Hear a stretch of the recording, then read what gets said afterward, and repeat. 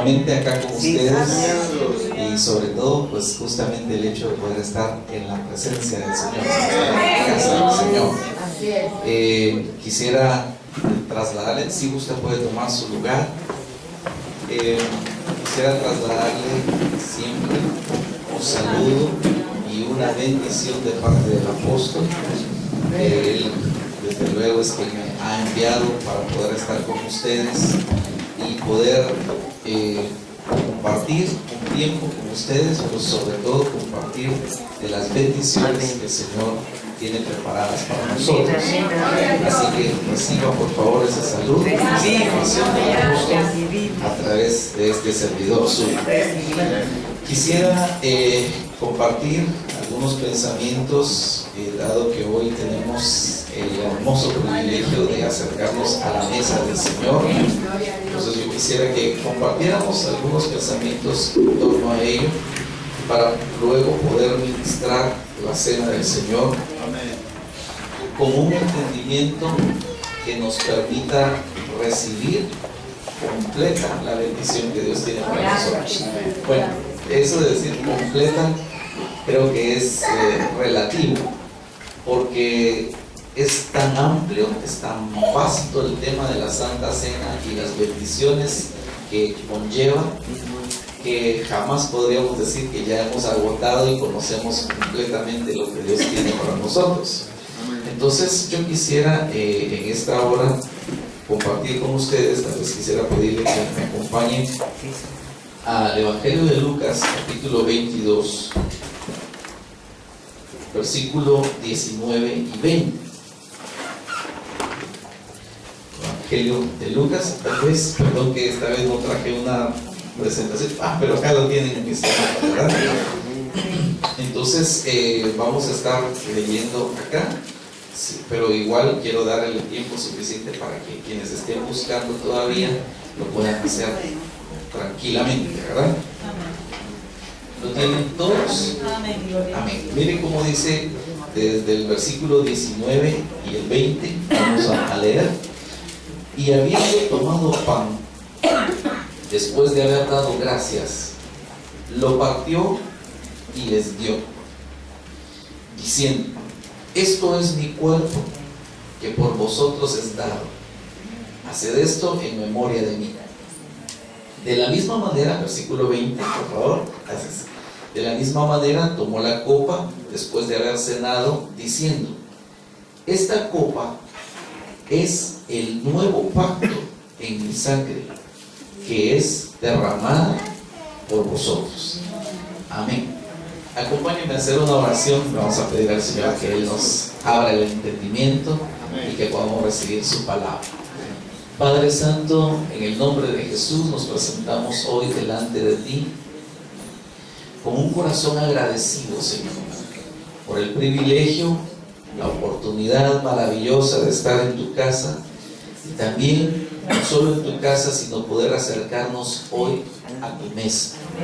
Lo hacemos, Señor, reconociéndonos necesitados de tu amor, de tu bendición, pero a la vez, Señor, creyendo que por tu gracia y por tu gran misericordia habremos de ser aceptos delante de ti, y habremos de ser también ministrados por el pan, por el vino, que representan el cuerpo y la sangre del Señor Jesús, para que podamos ser transformados a su imagen.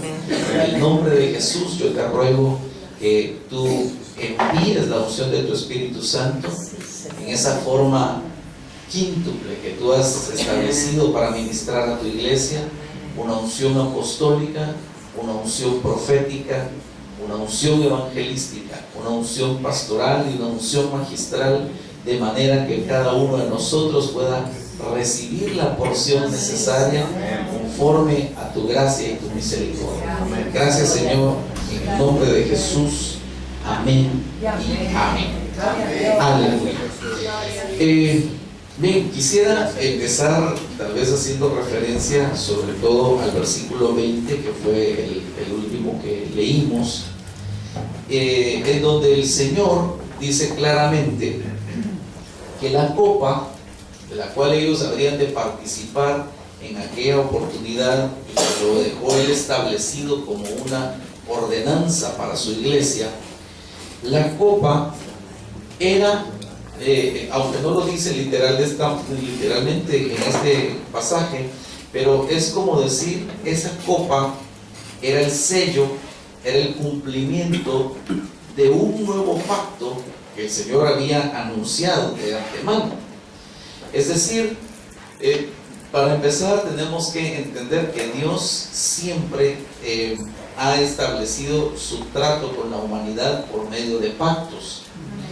Un pacto, desde luego, es un compromiso que se asume y que desafortunadamente siempre ha sido el ser humano el que quebranta el pacto, ¿verdad? De hecho, lo vamos a ver en un momentito, en unos versículos que quiero mostrarle. Pero resulta que en este caso, como Dios había hecho ya varios pactos con la humanidad y siempre la humanidad había quebrantado aquel pacto, entonces esta vez este nuevo pacto que el Señor prometió no lo iba a sellar necesariamente por medio de cosas terrenales, no lo iba a sellar por medio de la palabra del ser humano, sino que lo iba a sellar con sangre. Pero no era exactamente una sangre humana, digámoslo así, en el sentido que la sangre del Señor Jesús tenía que haber sido algo completamente distinto a la sangre que nosotros tenemos, en el sentido que Él no tenía la genética de ningún ser humano. Él no fue engendrado por simiente humana, sino que Él fue engendrado mediante la palabra de Dios, cuando el Espíritu Santo hizo sombra sobre el vientre de María. Es decir, el vientre de María vino a ser una especie como una especie de incubadora, ¿verdad? Donde fue depositada la semilla, la simiente divina, y allí empezó a gestarse aquel personaje maravilloso que tenía carne y sangre como nosotros. Pero repito, su sangre no era como la nuestra. La nuestra, desde luego, tiene una genética que hemos venido heredando de nuestros ancestros y que desafortunadamente esa genética está alterada, está trastocada, no es como Dios la había planificado inicialmente. Entonces, este nuevo pacto habría de ser sellado con esa sangre, y eso es lo que el Señor está diciendo acá. Esta copa es el nuevo pacto en mi sangre, es decir, a partir de ese momento habría de establecerse el nuevo pacto que Dios había anunciado tiempo atrás. Pero desde luego aquí es donde nosotros vemos que dentro de todo el contexto, cuando el Señor nos dice que nosotros debemos acercarnos, participar de la mesa y hacer una conmemoración de Él, de ese sacrificio, cada vez que lo hagamos, entonces en cierta forma estamos también nosotros conmemorando, recordando que nosotros somos partícipes de ese nuevo pacto. Nosotros somos los que de alguna forma somos los beneficiarios de ese nuevo pacto que el Padre hizo, ya no con un ser humano como nosotros, sino con su mismo Hijo, y Él puso la sangre como garantía para el cumplimiento de aquel pacto. Entonces, yo quisiera pedirle que me acompañe a ver en el libro del profeta Jeremías, capítulo 31 y versículo 31 también, en donde está el anuncio, la promesa de Dios de este nuevo pacto.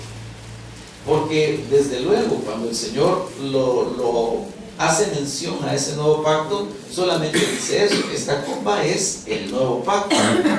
Pero creo yo que nosotros debemos ir y escudriñar, entender cada una de las cláusulas, por decirlo así, de ese pacto, para ver cuál es la bendición que Dios tiene, y que nosotros hoy, al participar del pan y del vino, estamos no solo recordando, no solo conmemorando, sino entendiendo cuáles son las bendiciones que vamos a recibir.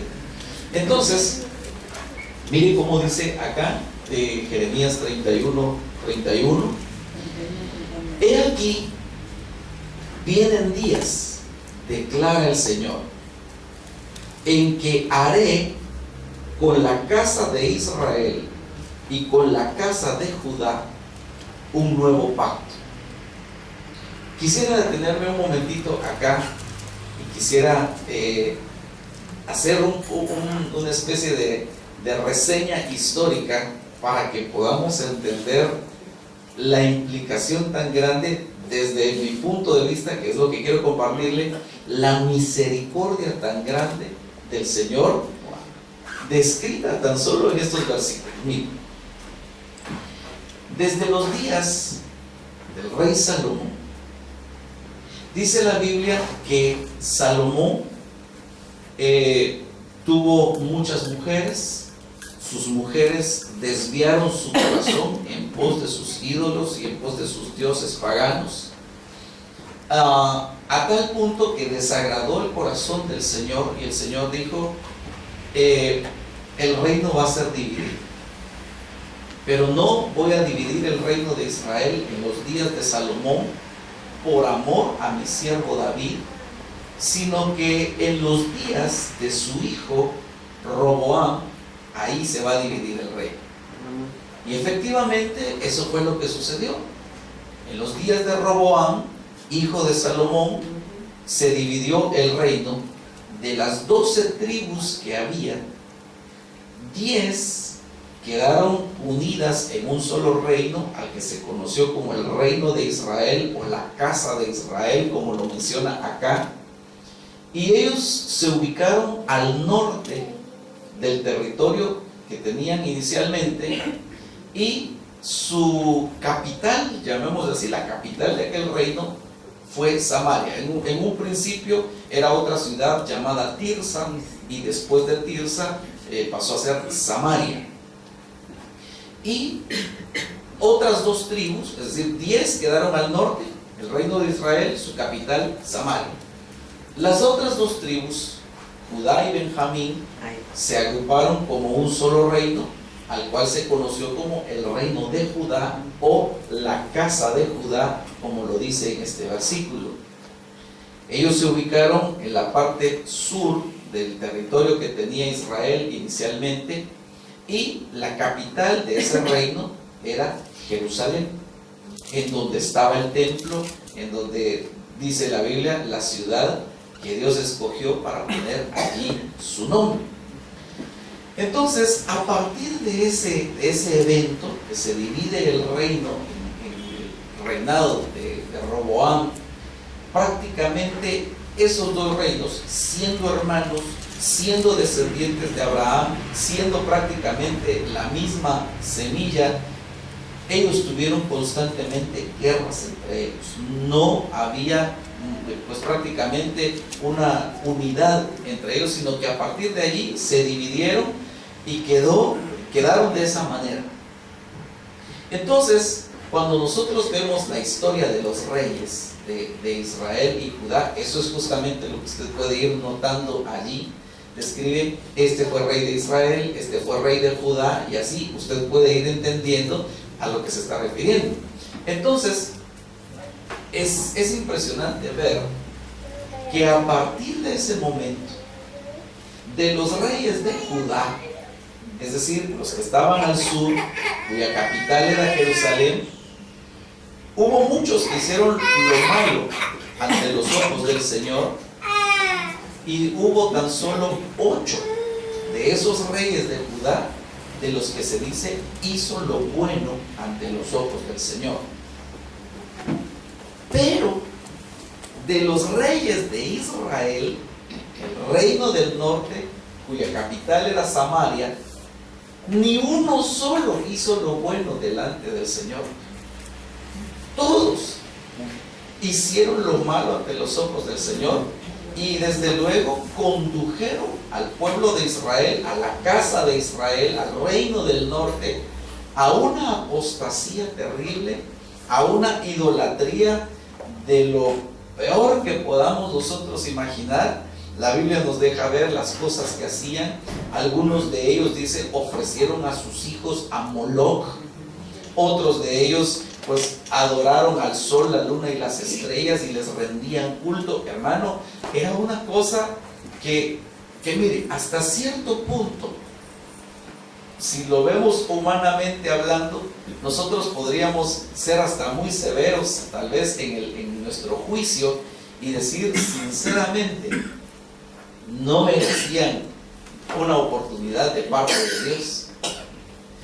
Entonces, efectivamente, el Señor estaba tan disgustado con ellos que constantemente les enviaba profetas declarándoles su pecado, haciéndoles ver lo mal que estaban haciendo.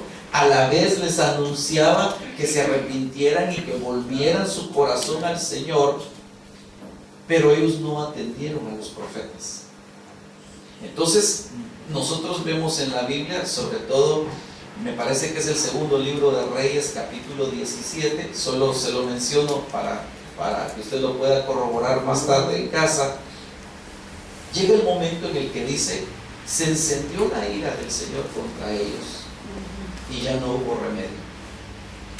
Entonces Dios levanta al imperio asirio, que ellos llegan a Samaria, invaden Samaria, toman cautivos a los del pueblo de Israel y pues bueno, los llevan al cautiverio, y aparte de eso envían gente pagana a poblar Samaria y a enseñar las costumbres paganas, como diciendo, para terminar de profanar aquel pueblo que en algún momento fue parte del pueblo de Dios. Por eso es que dice la Biblia más adelante que los judíos y los samaritanos no se llevaban bien entre sí, porque los judíos consideraban que ellos eran un linaje puro, mientras que los samaritanos, el reino del norte, se habían mezclado con los paganos y habían adquirido costumbres paganas, y ya no los consideraban pueblo de Dios, los consideraban gente pagana.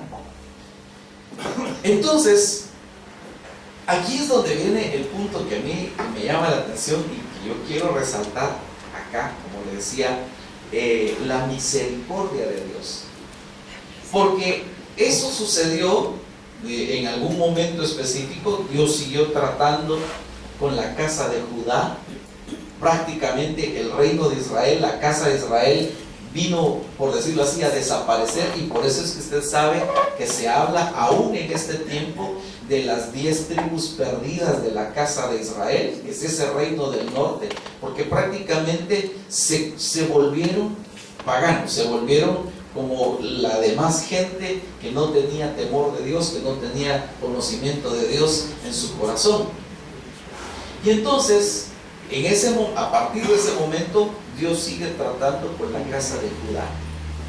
Y Él dice claramente que en todo eso incluso en parte es por el amor que Él tenía a David, porque le prometió a David que nunca iba a faltar un descendiente suyo que se sentara en el trono de Judá. Entonces, queda allí el Señor tratando con la casa de Judá. La casa de Israel prácticamente había desaparecido. Y luego vemos nosotros, por eso le hice toda esta relación, porque cuando el profeta Jeremías es levantado por Dios, ya había desaparecido la casa de Israel. Ya no existía, ya habían sido paganizados, ya se habían ido mezclando con las culturas paganas. Prácticamente esas 10 tribus perdidas, como se le conoce, efectivamente ya no se tenía un recuento exacto de ellos, sino que habían prácticamente sido todos llevados al cautiverio. Estaban apartados del Señor. Y entonces viene el Señor y dice: he aquí vienen días en que haré un nuevo pacto con la casa de Israel y con la casa de Judá. Es decir, aquellos que en su momento, desde luego, Él levantó a un reino enemigo para que los hiciera cautivos. Aquellos que verdaderamente habían pecado contra Él de una forma terrible, que si fueron hechos cautivos fue porque verdaderamente eso era lo que merecían sus actos, era lo que merecían sus obras. Cuando Dios establece un pacto, se recuerda de ellos. Cuando Dios establece un nuevo pacto, le da una nueva oportunidad a aquellos que en algún momento habían sido desechados, a aquellos que en algún momento habían sido considerados como los demás, como las demás naciones, paganos, gentiles, sin conocimiento de Dios. Dios les da una nueva oportunidad. Entonces, cuando nosotros nos acercamos a la mesa del Señor y por medio de la copa estamos recordando, estamos conmemorando ese nuevo pacto, debemos tomar en cuenta primeramente que ese nuevo pacto es una nueva oportunidad para aquellos que fallaron, para aquellos que incluso en algún momento hicieron encender la ira del Señor y recibieron una reprimenda, recibieron un castigo bien merecido, pero que al final de cuentas, como dice la Escritura, Dios no estará airado para siempre y da una nueva oportunidad. Entonces, desde luego, esto no es de ninguna manera una invitación a pecar, una invitación a seguir viviendo en una vida desenfrenada, de ninguna manera, es eso lo que estamos diciendo. Pero sí puedo ver yo que aún aquellos que pecaron flagrantemente contra el Señor, Dios les da una nueva oportunidad por medio de ese nuevo pacto. Entonces, si lo entendemos y lo aplicamos a nuestro tiempo, lo aplicamos a nuestra vida personal incluso, hermano, ¿cuántas veces nosotros, quizás siendo ya hijos de Dios, pueblo del Señor, hemos pecado flagrantemente?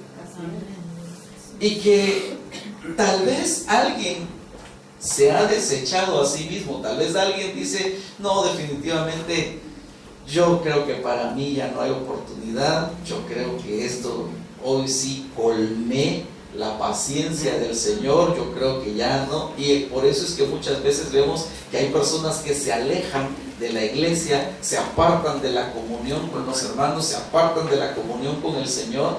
Y bueno, recién veníamos en el camino conversando con mi hermano Andrés, que amablemente me recibe en su casa y me trajo hoy acá.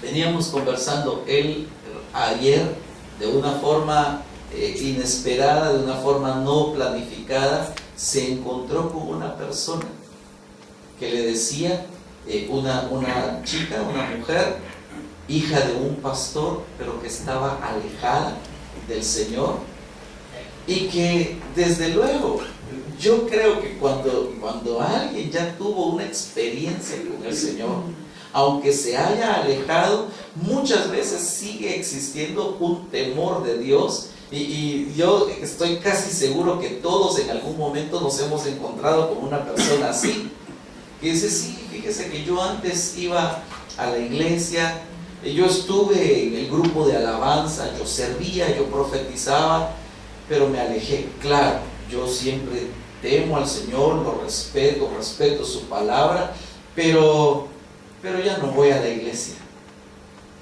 ¿Por qué? Porque seguramente en algún momento el pecado lo alcanzó. Se comportó de la misma manera que los paganos.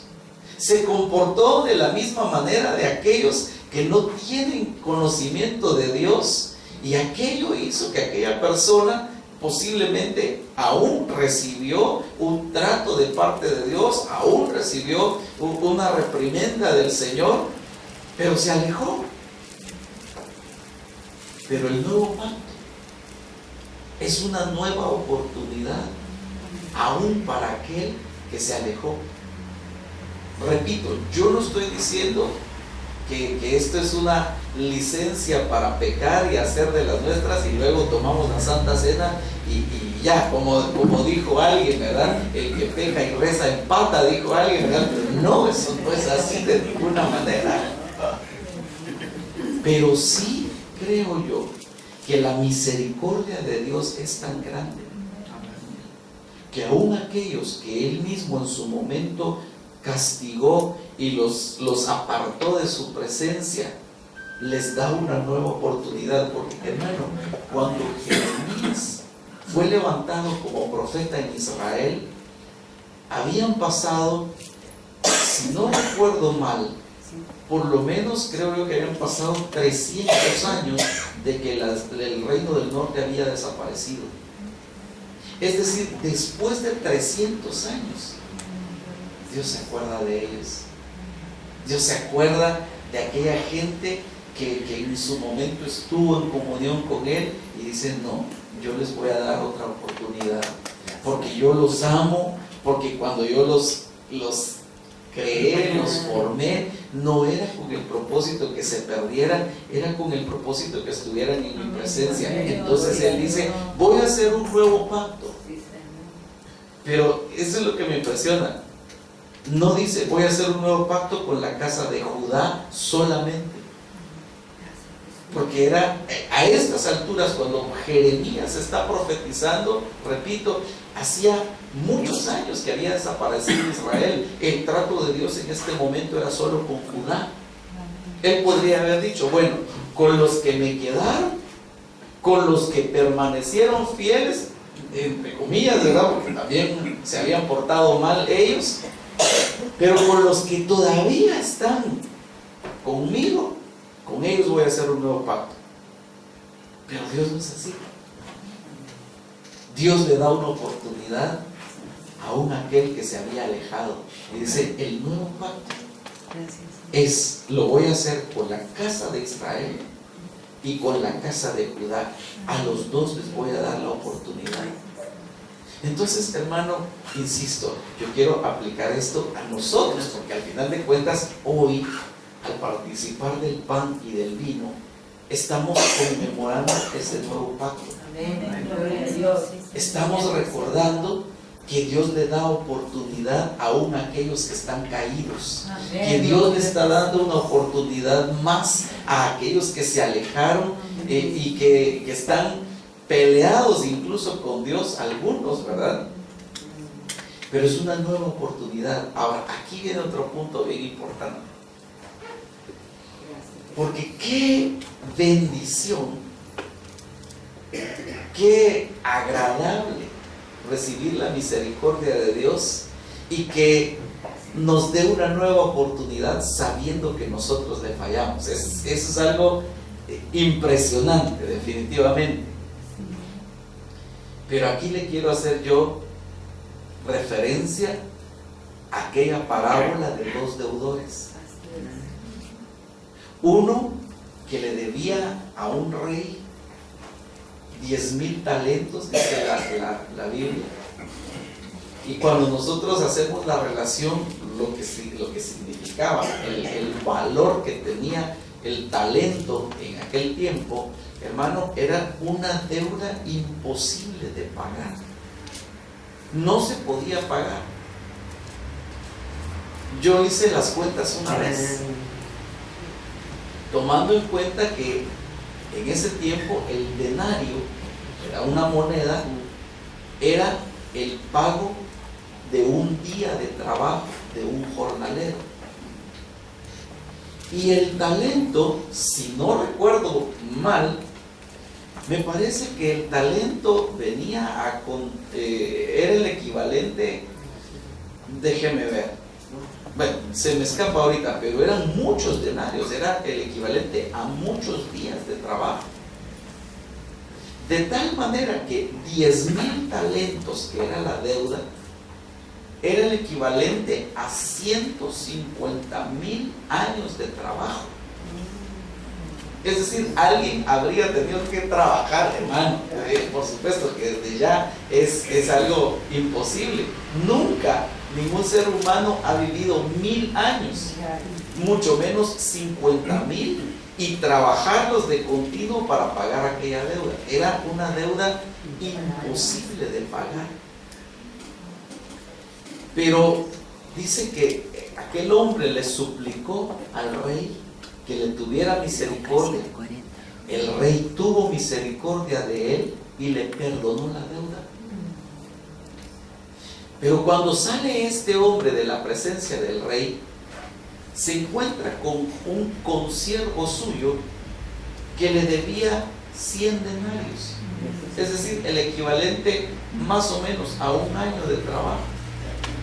Esa deuda sí era factible pagarla.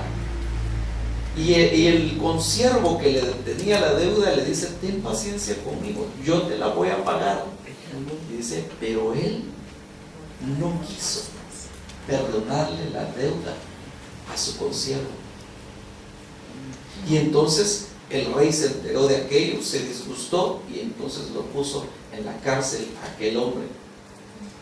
Desde luego yo no le digo esto a manera de una amenaza ni para que alguien se sienta intimidado, pero lo que sí quiero hacer referencia es que así como el nuevo pacto es una oportunidad de parte de Dios para aquellos que hemos fallado, para aquellos que hemos pecado, para aquellos que en algún momento pensamos que ya no había más oportunidad, Dios nos extiende la mano y a través de la copa, a través del pan, nos da una nueva oportunidad.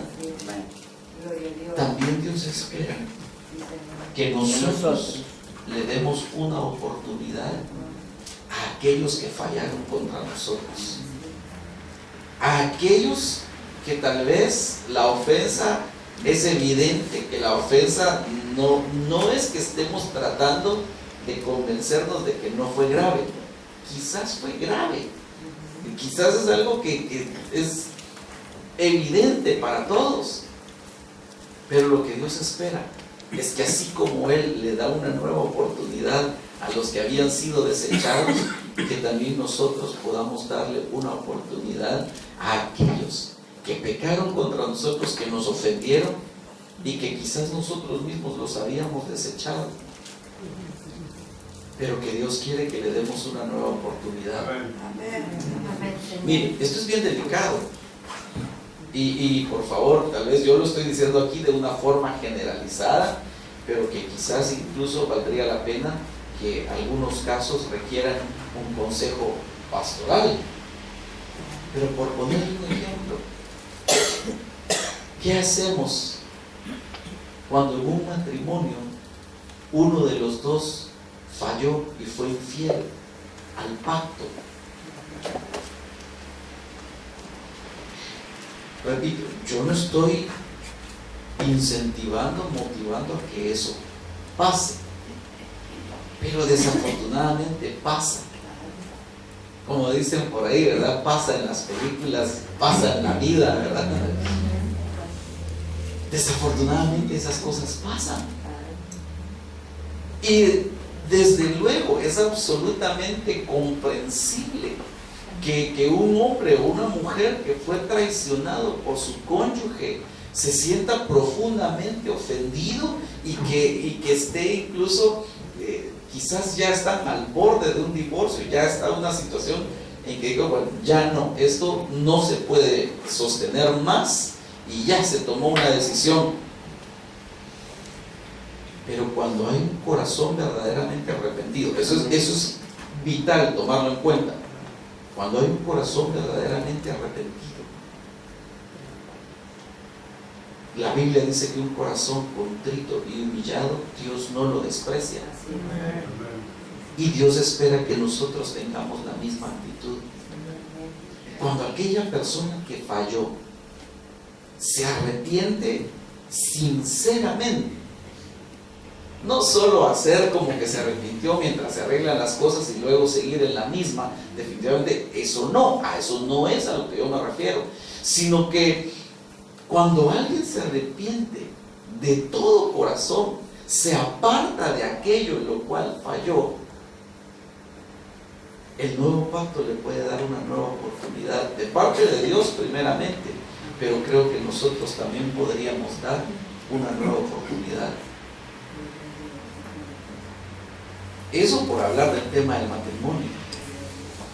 Pero por ejemplo, ¿y qué pasa en la relación padres e hijos?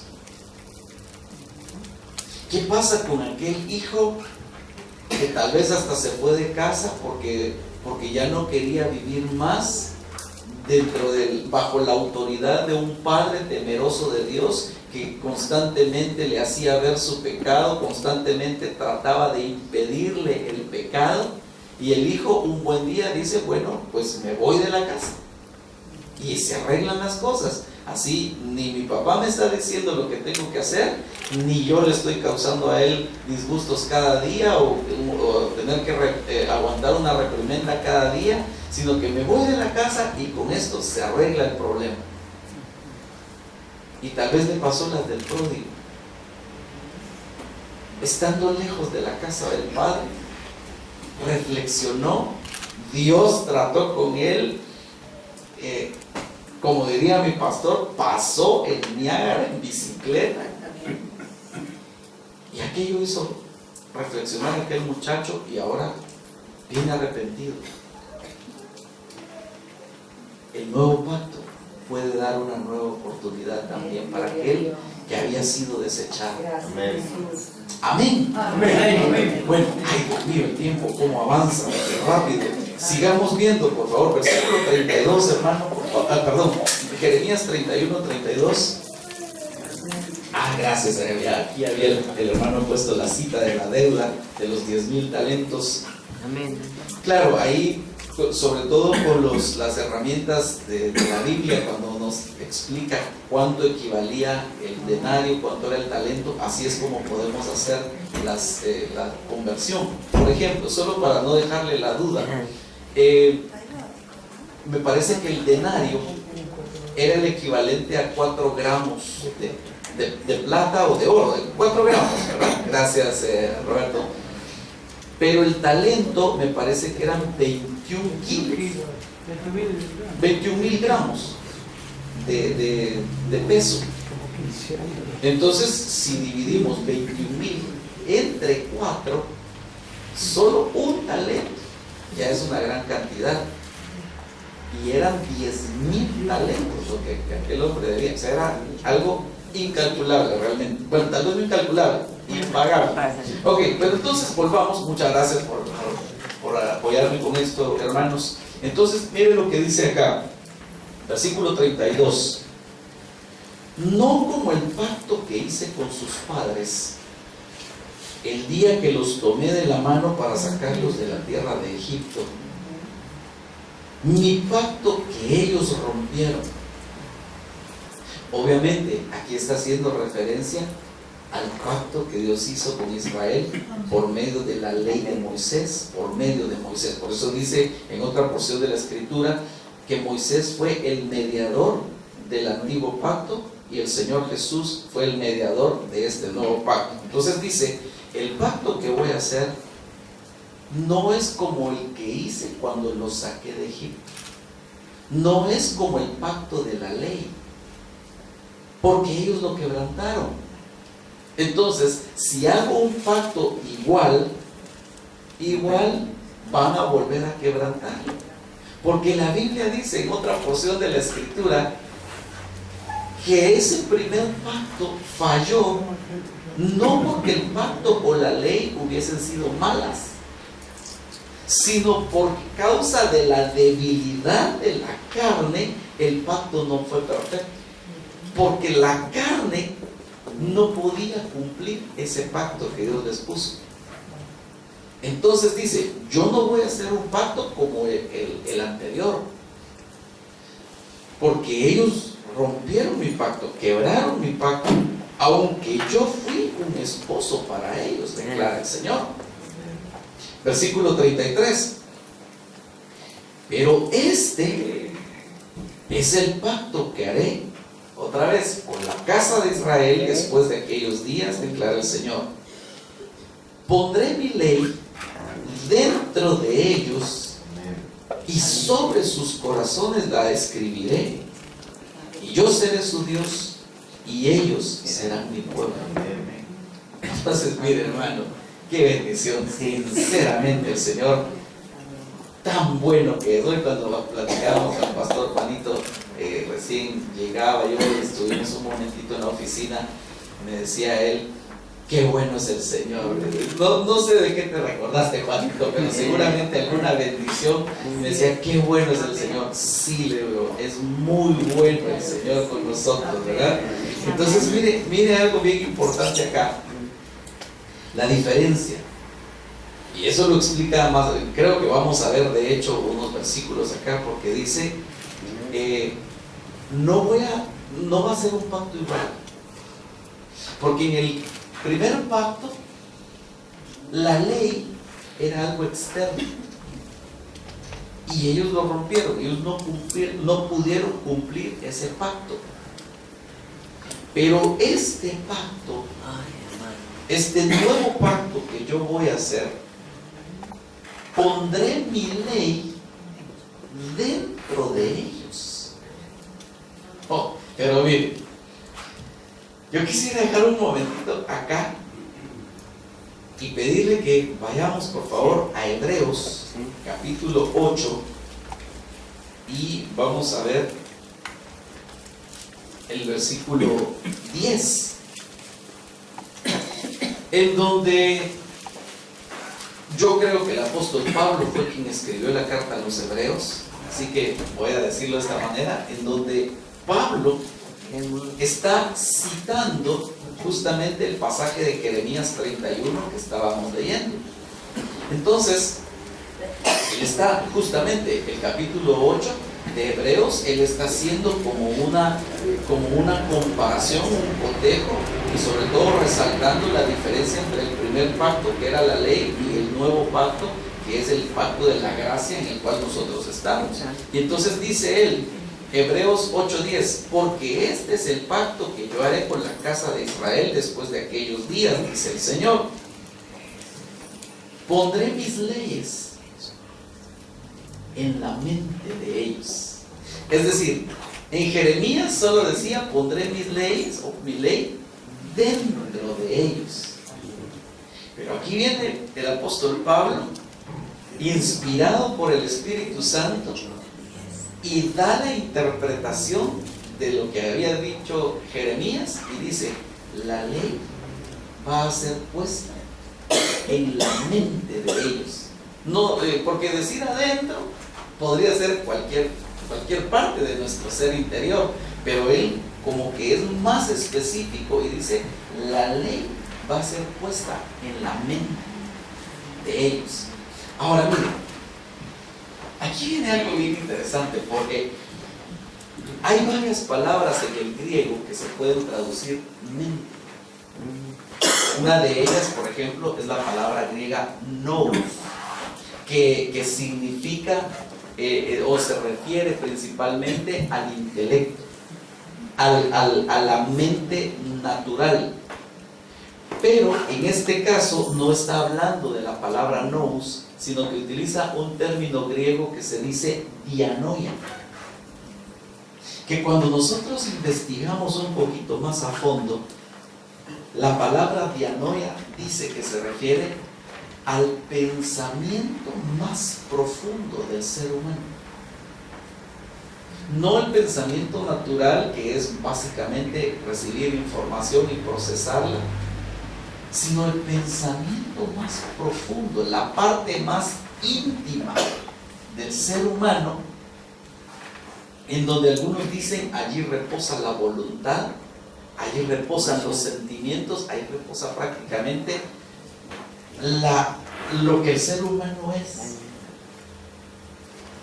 Entonces, lo que el Señor está diciendo acá es, cuando las leyes, cuando mi ley era algo externo para ellos, no pudieron cumplirla. Fue quebrantado mi pacto, ellos hicieron totalmente lo contrario. Pero si yo pongo mi ley en su interior, en su pensamiento íntimo, en la parte más profunda de su ser, cumplir la ley para ellos ya no va a ser como cumplir algo externo, sino va a ser parte de su naturaleza. Ay, hermano, mire qué bendición es esto. Porque aquí es donde yo empiezo a notar algo que, por ejemplo, el apóstol Pablo dice en otra porción de la Escritura, la carta a los Romanos, capítulo 7, para ser más exacto, porque dice, pongámoslo por favor, Romanos capítulo 7, puede ser a partir del versículo 22, me parece, o si no, vamos a ir buscando. Yo creo que sí.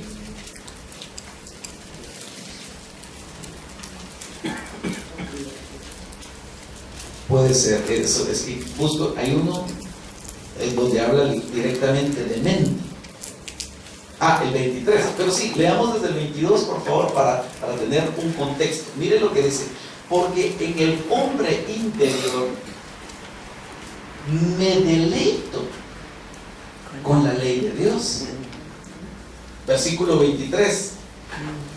Pero veo otra ley en los miembros de mi cuerpo que hace guerra contra la ley de mi mente. Ahora, solo permítame, yo quisiera corroborar acá si esa palabra mente me parece que no es dianoia.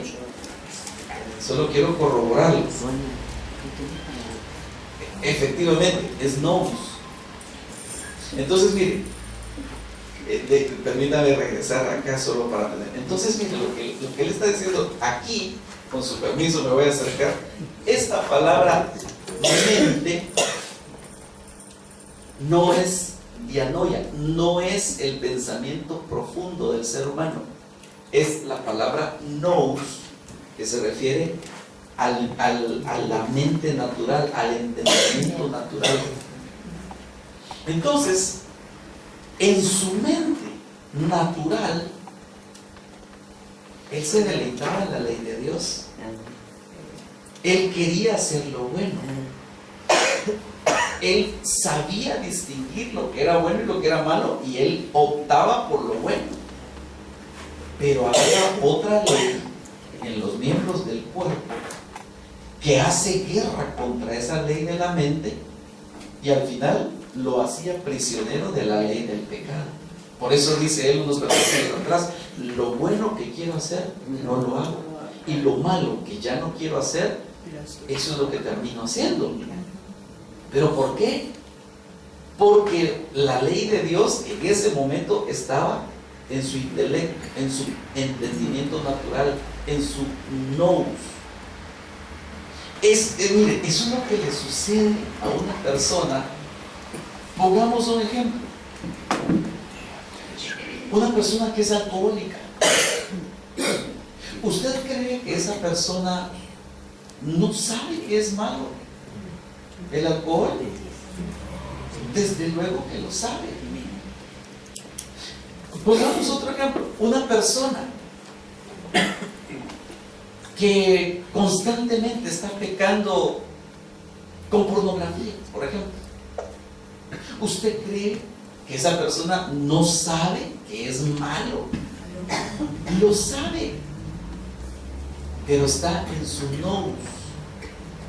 Él sabe que eso es malo, él sabe que no debe hacerlo, pero hay una ley implantada en los miembros de su cuerpo que hace guerra contra la ley puesta en su nous y lo derrota. Termina pecando otra vez en aquello. Por eso dice él: lo malo que no quiero hacer, eso termino haciendo. Pero entonces lo que Dios dice en Hebreos 8:10, dejemos esta acá. Dice: yo voy a poner mi ley en su mente, pero no en la nous que estaba en el versículo anterior. Porque si la ley está solo en la mente natural, vamos a seguir cayendo en las cosas que aborrecemos. Pero el nuevo pacto, la promesa que da, es que la ley no va a estar puesta solo en nuestro intelecto, solo en nuestro entendimiento natural, sino que Dios lo va a colocar en la parte más profunda de nuestro ser, para que entonces sea natural para nosotros y podamos hacer lo que la ley de Dios nos dice que debemos hacer. Que aunque hay miembros de nuestro cuerpo que están contaminados por leyes de pecado, ya no puedan prevalecer, porque en lo más profundo de nuestro ser está puesta la ley del Señor. Eso es lo que hace el nuevo pacto. Entonces, hermano, insisto, hoy que vamos a tomar del pan y de la copa, estamos conmemorando ese nuevo pacto. Pero además de conmemorarlo, estamos entendiendo que hay una oportunidad para el que cayó.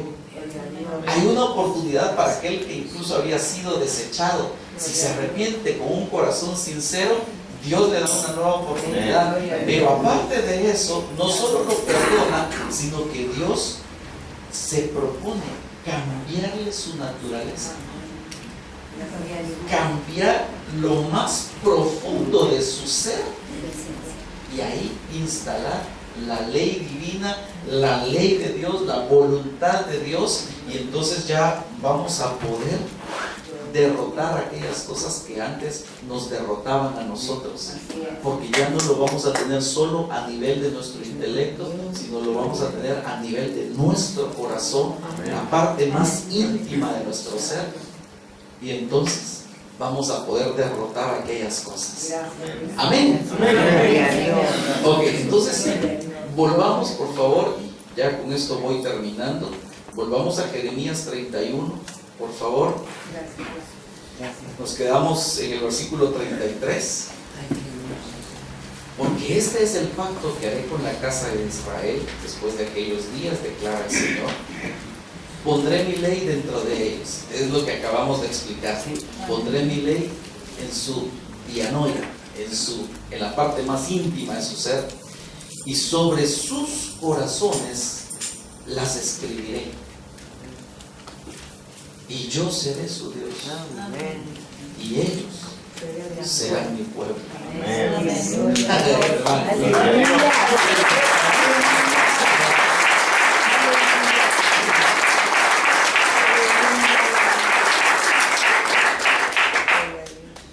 Porque entonces, mire, dice la Biblia, cuán bienaventurado es el pueblo cuyo Dios es el Señor. Amén.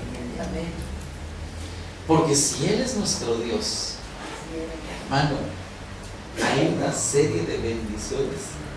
Bueno, dice la Biblia, si nos dio a su Hijo Jesucristo, ¿cómo no nos dará con Él todas las demás cosas? Entonces, la Biblia dice que cuando nosotros estábamos muertos en delitos y pecados, andábamos sin Dios, sin pacto, sin ciudadanía. Estábamos perdidos definitivamente. Pero ahora el nuevo pacto nos da la oportunidad de tener nuestro Dios. Pero me llama la atención, yo seré su Dios. Porque aunque algunas personas digan creer en Dios, adoran a otros dioses. Por ejemplo, hay un pasaje de la Escritura en donde dice que hay algunas personas cuyo Dios es su vientre. Hay un pasaje de la Escritura que nos habla de un dios pagano, que era el dios Mamón, el dios de las riquezas, y que desafortunadamente en este tiempo, aún en algunos púlpitos, le rinden culto al Dios de las riquezas, porque toda la predicación que tienen gira en torno a las riquezas, y que la gente tiene que tener plata y que tienen que hacer esto, lo otro. No, su Dios no es el Señor Jehová de los ejércitos. Su Dios es Mamón, el dios de las riquezas. Pero el nuevo pacto, en otras palabras, cuando dice yo seré su Dios, de una forma implícita nos está diciendo yo los voy a liberar incluso de la idolatría. Yo los voy a liberar de aquellas cosas que en otro momento ellos tal vez estuvieron buscando, sino que ahora me van a buscar a mí.